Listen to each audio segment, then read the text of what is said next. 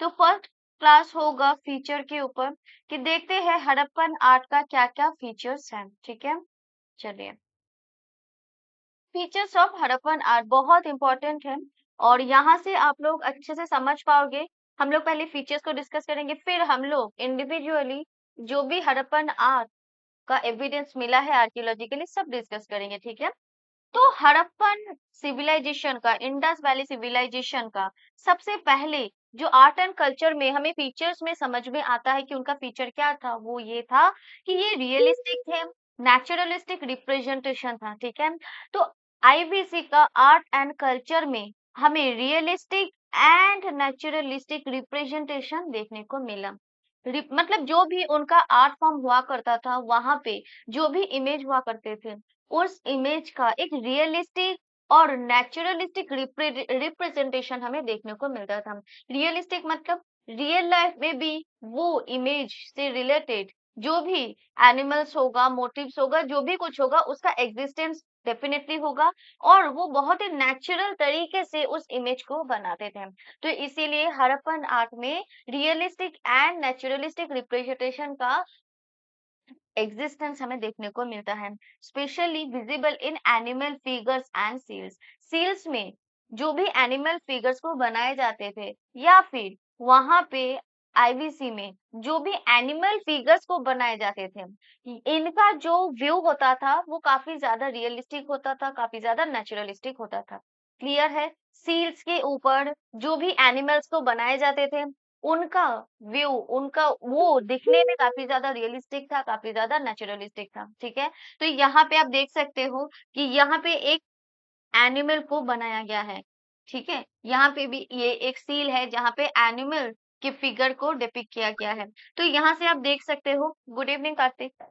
तो यहाँ से आप देख सकते हो कि हड़प्पन आर्ट में जो एनिमल फिगर को बनाया जाता था, डिपिक्ट किया जाता था, वो काफी ज्यादा नेचुरल है। ठीक है, काफी ज्यादा रियलिस्टिक तरीके से बनाने की कोशिश की गई है। ठीक है, आज के क्लास में हम लोग फीचर्स ऑफ हड़प्पन आर्ट को डिस्कस कर रहे हैं। ठीक है, तो फर्स्ट हमारा फीचर क्या था? Realistic and naturalistic representation. Second, emphasis on animals. ज्यादातर इनके आर्ट एंड जितने भी आर्किटेक्चरल फॉर्म हमें मिले हैं, वहां से ये समझ में आया है कि हर मतलब आर्टिस्टिक वर्क पे एनिमल्स के ऊपर एम्फासिस ज्यादा किया गया है, एनिमल्स के ऊपर फोकस ज्यादा किया गया है। कौन से वो एनिमल्स हैं? जैसे bull, elephant, rhinoceros, buffalo, tiger and the famous unicorn motif appear frequently. जितने भी मोटिफ यहाँ पे बनते थे, उसमें ज्यादातर एनिमल्स के ऊपर फोकस किया जाता था, एनिमल्स को ही बनाया जाता था। और एनिमल्स में bull, elephant, rhinoceros, buffalo, tiger, ये सब बहुत कॉमन हुआ करता था। अच्छा, मोटिव का मतलब पता है? What is the meaning of motive? Anyone?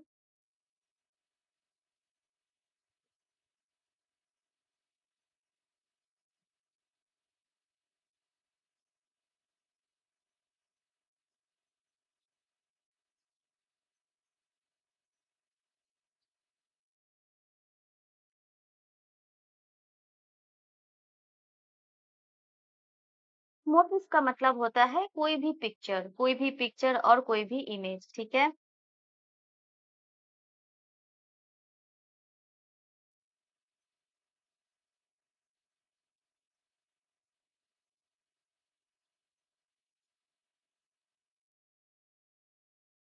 किसी भी चीज का पिक्चर, इमेज, पैटर्न को ही हम लोग मोटिव कहते हैं। क्लियर? तो जो भी आर्टिस्टिक वर्क किया जाता था, ज्यादातर एनिमल्स पे फोकस किया जाता था। और ये बहुत इंपॉर्टेंट है आप लोगों के एग्जाम पॉइंट ऑफ व्यू से, क्योंकि काफी टाइम ये पूछते हैं कि बताओ हड़प्पन सील से, हड़प्पन मोटिव से या फिर हड़प्पन आर्ट एंड क्राफ्ट में कौन से ज्यादा एनिमल्स का मतलब इमेज ज्यादा मिला है, कौन से ज्यादा एनिमल्स के ऊपर हड़प्पन आर्टिस्ट ज्यादा फोकस करते थे। ठीक है, तो वो एनिमल्स है bull, elephant, rhinoceros, buffalo and tiger. Clear है?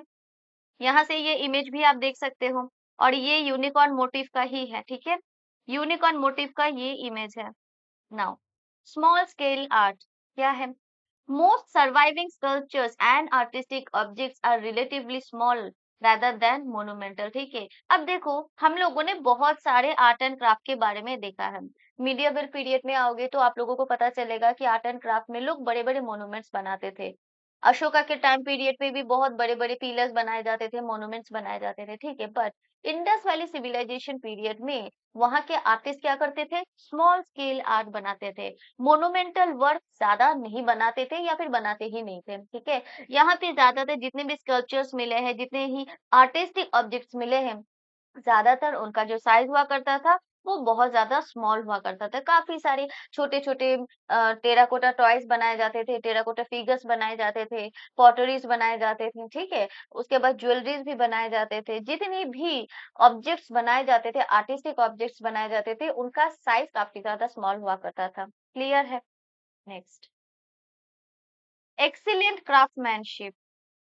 Remarkable skill is visible in stone carving, bronze casting, pottery making, bead making and jewelry. See, उस टाइम पे सोचो हजारों साल पुराना एक सिविलाइजेशन है जहाँ पे स्टोन क्रेविंग हो रही है, स्टोन कार्विंग हो रही है, ब्रोंज कास्टिंग हो रही है, पॉटरी मेकिंग हो रही है, बीड मेकिंग हो रही है, प्लस ज्वेलरी मेकिंग हो रही है।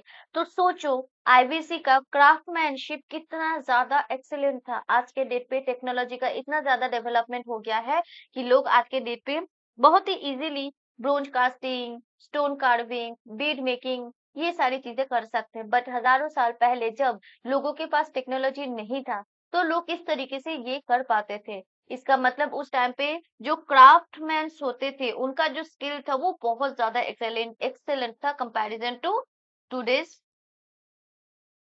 क्राफ्ट्स पर्सन, ठीक है। अब यहाँ पे एक बहुत ही फेमस एक ब्रोंज कास्टिंग के बारे में हम लोग डिस्कस करेंगे। बस ओवरव्यू देखना है, आगे के क्लास में सब डिटेल्स में डिस्कस करेंगे, ठीक है। अभी एक कंट्रोवर्शियल ब्रोंज कास्टिंग के बारे में ही हम लोग बात करेंगे। The famous dancing girl of Mohenjo-daro, ठीक है। डांसिंग गर्ल ऑफ मोहेंजोदारो जो कि अभी रिसेंट टाइम में बहुत ज्यादा कंट्रोवर्शियल रहा था, जहाँ पे एनसीईआरटी ने मतलब गवर्नमेंट ने ये सोचा था कि इस इमेज में कुछ कवर करने की कोशिश, मतलब कुछ कपड़े पहना पहना दिया जाए। इसके लिए काफी ज्यादा पूरे नेशन में ही कंट्रोवर्सी चला था। हाँ, कुछ क्लोथ्स वगैरह डाल दिया जाए। आई डोंट नो व्हाई, मतलब जो पुरानी चीजें हैं उसको वैसे ही रख देना चाहिए ना। इसके ऊपर कुछ मॉडिफिकेशन करेंगे तो इसकी ओरिजिनलिटी खत्म हो जाएगी, राइट। बट खैर इस पे कुछ बात नहीं कर सकते। To demonstrate the use of lost wax techniques, उस टाइम पे इंडस वैली सिविलाइजेशन के पीरियड पे ब्रोंज कास्टिंग का यूज होता था और ब्रोंज कास्टिंग के through dancing girl of Mohenjodaro को बनाया गया था जो कि बहुत फेमस है। और यहाँ से हमें क्या समझ में आता है कि लॉस्ट वैक्स टेक्निक का यूज हुआ था, ठीक है। मतलब ये जो ब्रोंज कास्टिंग किस तरीके से किया गया था, लॉस्ट वैक्स टेक्निक का यूज करके ब्रोंज कास्टिंग किया गया था, ब्रोंज से इस फिगर को बनाया गया था, ठीक है। ये मैं जब आर्ट एंड क्राफ्ट को डिस्कस करूंगी आने वाले क्लासेस में तब मैं इसको डिटेल्स में समझाऊंगी, ठीक है। अभी तक आप लोगों को समझ आया? और एक बात, ये ना काफी ज्यादा क्वेश्चन में आता भी है कि बताओ the famous dancing girl of Mohenjo-daro is made with which material, ठीक है। कौन से मटेरियल से बना है? ब्रोंज से बना है, आयरन से बना है, टेराकोटा से बना है। तो ये आप लोगों के एग्जाम्स के लिए भी बहुत इंपॉर्टेंट है। और अभी इस साल ये काफी ज्यादा कंट्रोवर्शियल भी था, तो इसलिए में भी आने वाले एग्जाम्स में इससे क्वेश्चंस आ सकते हैं, ठीक है। और इसका टेक्निक कि कौन सा टेक्निक का यूज करके ब्रोंज कास्टिंग के थ्रू ये इमेज को बनाया गया है। क्लियर है? तो यहाँ तक समझ आया आप सबको? बात करेंगे टेराकोटा आर्ट की। देखो उस टाइम पे हम लोगों ने देखा ज्वेलरी मेकिंग हुआ करता था, ठीक है, बीट मेकिंग हुआ करता था, ब्रोंज कास्टिंग हुआ करता था, और उसके साथ साथ टेराकोटा आर्ट भी बनाए जाते थे। टेराकोटा का मतलब सिंपल मिट्टी से, मिट्टी को बेक करके जो भी फिगर बनाए जाते हैं उस फॉर्म को हम लोग बोलते हैं terracotta art. Human and animal figures, toys, cards, wheels and dolls को कॉमनली बनाया जाता था अंडर टेराकोटा आर्ट। क्लियर है? हाँ, क्ले टाइप मटेरियल। देखो जो मिट्टी के आइडल्स बनते हैं, मिट्टी के टॉयज बनते हैं, एक तो गीले मिट्टी के बनते हैं, उसको बस धूप में सुखाया जाता है। और टेराकोटा आर्ट में स्पेसिफिकली इसको बेक किया जाता था, ठीक है। फायर में इसको बेक करके इसको फाइनल फिनिश वर्क दिया जाता था, ठीक है, फिनिश टच दिया जाता था। मैं आने वाले क्लासेस में इसको भी डिटेल्स में बताऊंगी, बस अभी के लिए आप लोग आईबीसी के क्या-क्या फीचर्स थे इसको जान लो, ठीक है। चलो, तो टेराकोटा आर्ट एक ऐसा आर्ट फॉर्म है जहाँ पे टेराकोटा के थ्रू बहुत सारे फिगर्स बनाए जाते थे, जैसे इनमें से ह्यूमन एंड एनिमल फिगर बनाए जाते थे, टॉयज बनाए जाते थे बच्चों के लिए, कार्ड्स बनाए जाते थे, ये कार्ड्स भी टॉयज के अंदर ही आते थे, व्हील्स बनाए जाते थे, डॉल्स बनाए जाते थे, ठीक है, जो जिससे बच्चे खेलते थे। Seals as a distinctive art form. अब देखो ये सील्स किस लिए काम होता है, किसी को पता है कि ये यहाँ पे कौन सी सील्स की बात हो रही है?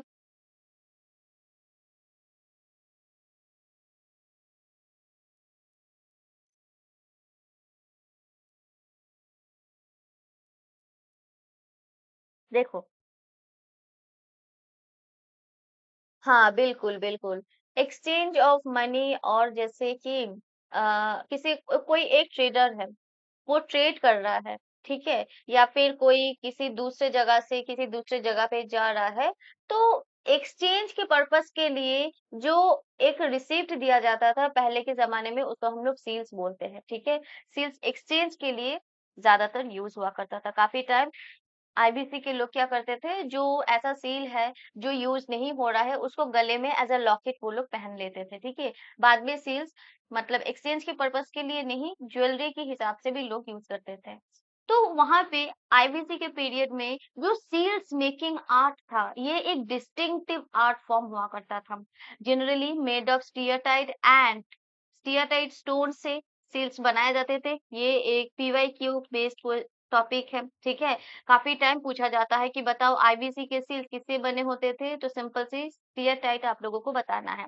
और हर सील को डेकोरेट किया जाता था with animals and short inscriptions, ठीक है। ये देखो सील्स में इमेज को थोड़ा सा एनलार्ज कर रही हूँ,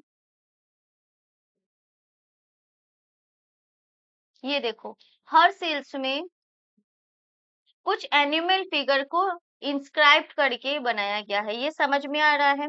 देखो इस वाले में है, इस पे है, हर सील्स में डेकोरेशंस आपको मिलेंगे ही मिलेंगे। और ये डेकोरेशंस प्रिंटेड डेकोरेशंस नहीं थे, ये डेकोरेशन इंस्क्राइब्ड तरीके से बनाए जाते थे, इंस्क्रिप्टेड डेकोरेशंस, इंस्क्रिप्टेड डेकोरेशन। और डेकोरेशन पे ज्यादातर एनिमल फिगर्स को ही बनाया जाता था, ठीक है। एनिमल्स फिगर, और एक साइड पे एनिमल फिगर होता था, दूसरे साइड साइड पे इनके अनडिसिफर्ड स्क्रिप्ट से लिखा कुछ इंफॉर्मेशन होते थे, क्लियर है। ज्यादातर सील्स पे हमें एनिमल फिगर ही मिलते थे, क्लियर। बात करेंगे जियोमेट्रिक डिजाइन्स की, बहुत इंपॉर्टेंट है, ये बहुत बार पीवाईक्यूज में आ चुका है। यहाँ पे एक भी टॉपिक एक्स्ट्रा नहीं है, एक भी टॉपिक को स्किप नहीं करना है, सब रट्टा लगाना है एकदम से, ठीक है। अब जैसे आईबीसी के पीरियड में कौन से वो जियोमेट्रिक डिजाइन थे जो उस टाइम के पीपल बनाते थे, जैसे सर्कल्स वो लोग बनाना जानते थे, लाइंस बनाना जानते थे, ट्रायंगल्स जानते थे, and other geometric patterns were widely used in pottery making and decorative objects. वहां के लोग सोचो जियोमेट्रिक डिजाइन को भी जानते थे, ठीक है, और उसका यूज भी करते थे पॉटरी में और डेकोरेटिव ऑब्जेक्ट्स को बनाने में, ठीक है। यहाँ पे देखो मैं इमेज को थोड़ा सा बड़ा कर रही हूँ। वहां के जो भी आर्टिस्ट थे बहुत ज्यादा स्किल्ड थे, है ना, बहुत ज्यादा नॉलेजेबल पर्सन हुआ करते थे। ये देखो यहाँ पे आप लोग देख पा रहे हो कि ये जियोमेट्रिक डिजाइन है, ठीक है, जियोमेट्रिक डिजाइन है, और एक ही इमेज का चार फॉर्मेशन है, ठीक है। इसके अलावा वहाँ के लोग सर्किल बनाना जानते थे, लाइंस बनाना जानते थे, ठीक है, ट्रायंगल्स बनाना जानते थे, okay. Now floral and vegetal motifs. Motifs का मतलब मैंने अभी अभी बताया कि कुछ किसी भी चीज का पेंटिंग हो सकता है, इमेज हो सकता है, पैटर्न हो सकता है, right. People, leaves, plants and other natural motifs appear in Harappan art. Harappan art में सिर्फ एनिमल्स के इमेजेस ही अपीयर नहीं होते थे, इसके अलावा पीपल ट्री के लीव्स, इसके अलावा प्लांट्स के इमेजेस भी अपीयर होते थे, ठीक है, एज अ नेचुरल मोटिव। जैसे यहाँ पे देखो इस इमेज में,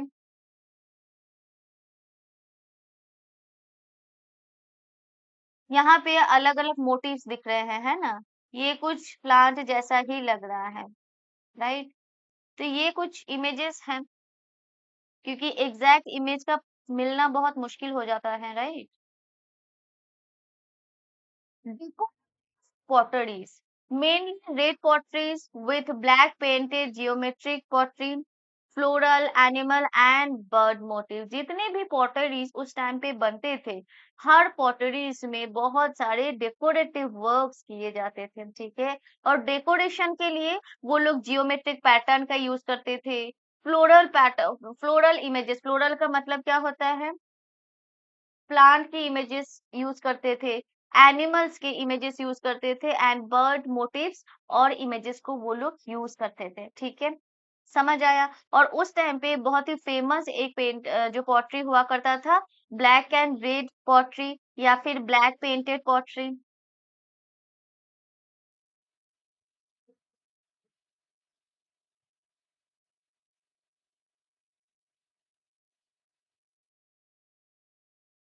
चलो, एक बात बताओ, आईबीसी के पीरियड में लोग जो ये पॉटरी बनाते थे, इसका यूज किस लिए करते थे, एनीवन?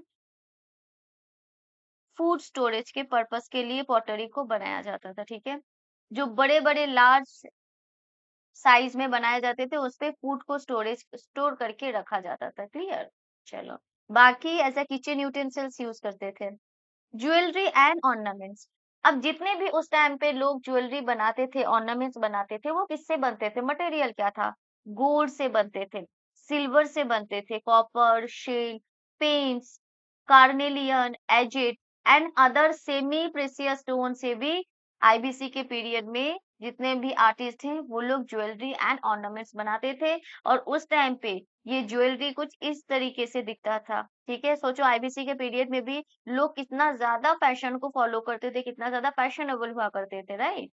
एडवांस्ड बीट मेकिंग, उस टाइम पे जो बीट मेकिंग मेकिंग प्रोसेस था वो बहुत ज्यादा एडवांस था, ठीक है। बीट को अच्छे से कट करना, मतलब उनका जो कटिंग टेक्निक था, drilling technique, polishing technique and heating technique था, वो बहुत ज्यादा, मतलब हाई टेक्नोलॉजिकल स्किल वाला टेक्निक हुआ करता था, ठीक है। और इससे हमें उस टाइम के क्राफ्ट्समैन की एक्सीलेंट स्किल के बारे में भी हमें पता चलता है, कि ये देखो ये जो इमेज है, ये इस इमेज में कितने अच्छे तरीके से हर एक बीड्स को काटा गया है, एक शेप दिया गया है ना, पॉलिश किया गया है। और इसको मतलब जो भी बीड्स है उनको हीट भी कर, मतलब हीट भी किया जाता था, ताकि उसकी जो लॉन्जेविटी है काफी दिन तक रहे, ठीक है। और अगर उस टाइम के क्राफ्ट्समैन को अगर टेक्नोलॉजिकली वो लोग इक्विप्ड नहीं होते, टेक्नोलॉजिकल स्किल अगर नहीं होता उनके पास, तो शायद ही इस टाइप की एडवांस बीड वो लोग बना पाते, clear. Use of diverse material, अब जैसे वो लोग आर्ट एंड क्राफ्ट के लिए अलग अलग मटेरियल का यूज करते थे, जैसे stone, bronze, copper, terracotta, paints, shell, gold and semi precious stones, ये सब का यूज करते थे। और इन सब से ऑर्नामेंट्स बनाते थे, ज्वेलरी बनाते थे, सील्स बनाते थे, ठीक है। जो मटेरियल से जो प्रोडक्ट सबसे बेस्ट बनेगा वही मटेरियल का यूज करते थे। ऐसा नहीं था कि कोई एक पर्टिकुलर मटेरियल का ही यूज करना है सारा सब कुछ में, ठीक है। तो इसीलिए हमें आईबीसी के पीरियड में डाइवर्स मटेरियल का यूसेज देखने को मिला है, क्लियर। अब सिंबॉलिक कैरेक्टर क्या है, many motifs on seals and figures may have had religious, social and cultural significance. जैसे कि आप लोगों को पता है कि हड़प्पन पीपल सील्स बनाते थे, सील्स में कुछ ना कुछ वो लोग मोटिव देते थे, ठीक है। अब जैसे वो पॉटरी बनाते थे, पॉटरी पे भी कुछ ना कुछ वो लोग मोटिव्स देते थे, मोटिव मतलब इमेज। अब हर इमेज में कुछ ना कुछ फिगर होता था, और हर फिगर का कुछ ना कुछ रिलीजियस मीनिंग होता था, रिलीजियस सिग्निफिकेंस होता था, सोशल कल्चरल सिग्निफिकेंस हुआ करता था, ठीक है। In fact their exact meanings are often uncertain, और हर मोटिव का एक अनसर्टेन मीनिंग भी हुआ करता था, ठीक है। अनसर्टेन मतलब कुछ भी हो सकता है, जरूरी नहीं है कि रिलीजियस मतलब मीनिंग ही हो या फिर कल्चरल सिग्निफिकेंस ही हो, उसका जो मीनिंग होगा अनसर्टेन होगा, ठीक है। और बट मीनिंग जरूर होगा, मीनिंग होगा ये कॉमन है, बट मीनिंग कुछ भी हो सकता है, क्लियर। तो हर सील से, हर इमेज से हमें एक सिंबल, एक सिग्निफिकेंस समझ में आता है, एक सिंबल का एग्जिस्टेंस समझ में आता है, क्लियर है। Standardization, recurring artistic styles, motifs, and production techniques suggest a high degree of cultural uniformity. ठीक है, जो स्टैंडर्डाइजेशन में हम लोग क्या देखते हैं, आईबीसी के जो भी आर्टिस्ट थे, हर आर्टिस्ट का जो आर्टिस्टिक स्टाइल हुआ करता था, जो मोटिव्स आर्टिस्ट बनाते थे, ठीक है, जो टेक्निक्स के थ्रू डिफरेंट डिफरेंट ऑब्जेक्ट को प्रोड्यूस किया जाता था, उससे एक ही चीज समझ में आता है कि जितने भी आर्टिस्ट थे उन सब में कल्चरल यूनिफॉर्मिटी हमें देखने को मिला है। हर आर्टिस्ट के बीच में high degree of cultural uniformity का एग्जिस्टेंस हुआ करता था, जिसकी वजह से उस टाइम पे जो भी आर्टिस्टिक वर्क होते थे, उनका स्टाइल, मोटिव्स, उनका टेक्निक्स, सब कुछ मतलब सब कुछ में हमें स्पेशलाइजेशन देखने को मिलता था। ये पॉइंट क्लियर हुआ स्टैंडर्डाइजेशन का पॉइंट, ठीक है। Functional nature, Harappan art was not only decorative, ठीक है, जो हड़प्पन आर्ट एंड क्राफ्ट में जो भी ऑब्जेक्ट को बनाए जाते थे, वो सिर्फ डेकोरेटिव पर्पस के लिए ही इम्पोर्टेंट नहीं थे, बल्कि many objects such as seals, pottery, jewellery and toys also served practical purposes. मतलब जो भी आर्टिस्टिक ऑब्जेक्ट बनाए जाते थे, उनका काम सिर्फ डेकोरेशन के लिए ही नहीं होता था, बल्कि उनका कुछ प्रैक्टिकल पर्पसेस भी हुआ करते थे, ठीक है। फॉर एन एग्जाम्पल, जैसे आपने, जैसे कोई एक टॉय है, कोई एक ये मानो एक ऐसा टॉय है, तो टॉय को ज्यादातर जो मतलब टेराकोटा से बना एक टॉय है, आज के डेट पे हम लोग क्या करते हैं, ऐसे टेराकोटा वाले जो टॉयज होते हैं, फिगर्स होते हैं, इनको डेकोरेशन के लिए, होम डेकोरेशन के लिए हम लोग घर पे सजा के रख देते हैं। उस टाइम पे भी जितने भी ऑब्जेक्ट्स बनाए जाते थे, उनको सिर्फ होम डेकोरेशन के लिए ही नहीं बनाए जाते थे, बल्कि उनका कुछ प्रैक्टिकल पर्पस भी हुआ करता था। ये पॉइंट समझ आया। आज के डेट पे हम लोग बहुत कुछ मार्केट से खरीदते हैं और उनको ऐसा डेकोरेशन आइटम के हिसाब से हम लोग उसको घर पे सजा के रख देते हैं, उनका कुछ प्रैक्टिकल यूसेज नहीं करते हैं। बट उस टाइम पे जितने भी ऑब्जेक्ट्स बनते थे, उनको लोग होम डेकोरेशन के लिए भी यूज करते थे, प्लस प्रैक्टिकल पर्पस भी था, प्रैक्टिकल यूज करने का रीजन भी हुआ करता था, ठीक है। तो फंक्शनल नेचर हुआ करता था हड़प्पन आर्टिस्टिक ऑब्जेक्ट्स का, क्लियर है।